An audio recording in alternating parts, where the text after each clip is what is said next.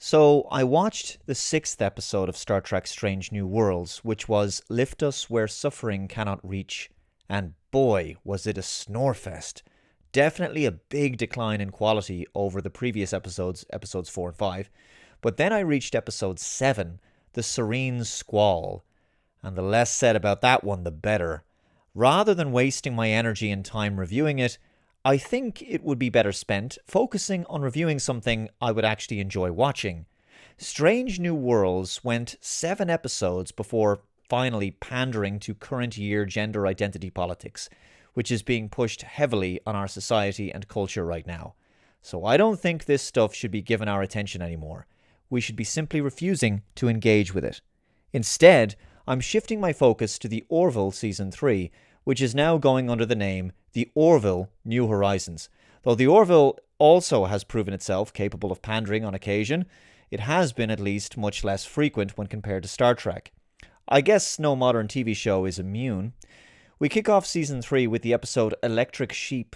This is a story about the character of Isaac and the crew finally coming to terms with the fact that he was reactivated and remained on board after the major battle that took place in Season 2, in the two-parter Identity, the epic battle with his species, the Kalon.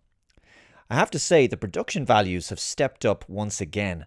This episode has a lot of really fantastic visual effects shots, lots of jaw-dropping CGI space scenes, and some wonderful cinematography.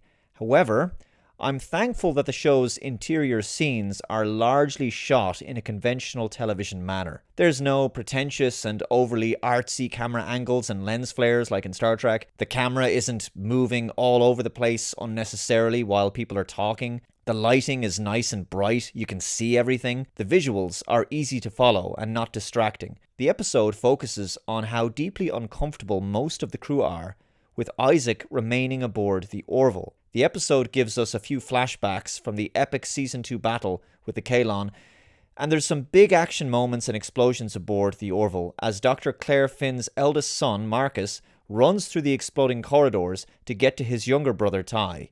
He's having a nightmare in which Isaac, his mother's former partner, is at the center of it. Later in the mess hall, Isaac has a tense moment with several crew members, including new recruit Charlie Burke, who lost a close friend while serving aboard the USS Quimby in the battle. Some graffiti shows up in the science lab aimed at Isaac, which reads Murderer. Captain Ed Mercer, Kelly Grayson, and Security Chief Tala Kiali investigate this and interview Charlie Burke in relation to her earlier confrontation with Isaac in the mess hall. Ed is still grappling with his decision to reactivate and reinstate Isaac, believing that it was in the Union's best interest, considering Isaac could be an invaluable benefit in finding a defense against the Kalon in the future, but considering his actions contributed in part to starting the battle in the first place, the crew's hostility towards him is understandable. Later, Marcus tells Isaac that he wishes he was dead.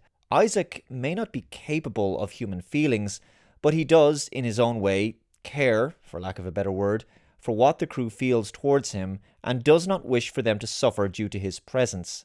So the episode focuses on the fallout from his sudden and unexpected suicide following his deliberate overloading of his circuitry. Though Burke claims to be glad he's dead, even the crew members who had difficulty with Isaac's presence are deeply uncomfortable with his death and the manner in which he died. He may be dead, but it doesn't make them feel better, and his absence is still felt. Suicide is a heavy subject for any genre to deal with, and the Orville manages this tricky task in a mature and sensitive manner. His death hits the crew hard, and his passing is dealt with respectfully. Nobody is happy about his death, not even his detractors. His passing has a significant impact on Claire and Marcus, the latter who feels somewhat responsible given what he'd said to Isaac shortly before his death. The Orville has also moved away from being the wacky comedy it was in its first season, and we saw that evolution throughout Season 2. Though it's still clearly a Star Trek knockoff in a significant way, it's also out-Star Trekking Star Trek right now and producing some clever, thought-provoking and enjoyable science fiction all of its own. It's pretty good television. Now, I've spoiled the plot up to this point, and I'll have to spoil a little bit more, but suffice to say there is a kind of convoluted tech solution which Chief Engineer Lamar comes up with to bring Isaac back to life, with the help of a very reluctant Charlie Burke, who only agrees to use her unique ability to visualize 4 dimensions to help him because of the conversation she had with Marcus. Isaac is restored, and the tension amongst the crew is diffused. And I really like how the final scene is handled, with Marcus going to the science lab to see Isaac, and he's about to say something to him, but in the end, he decides not to. He's perhaps not ready to try to rebuild any kind of relationship with Isaac, but he's also glad that he's back.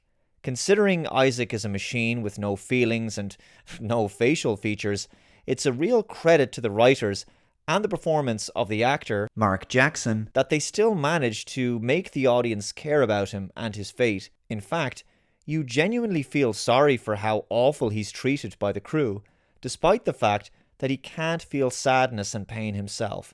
But he clearly experiences something in his own right, I suppose. Other highlights in the episode include the introduction of a new small support craft. Gordon Malloy takes the Pterodon on a test flight, which goes very well, with some wonderful visual effects. There's also a battle with a Kalon vessel later on, with some similarities to the Gorn battle actually from Strange New Worlds.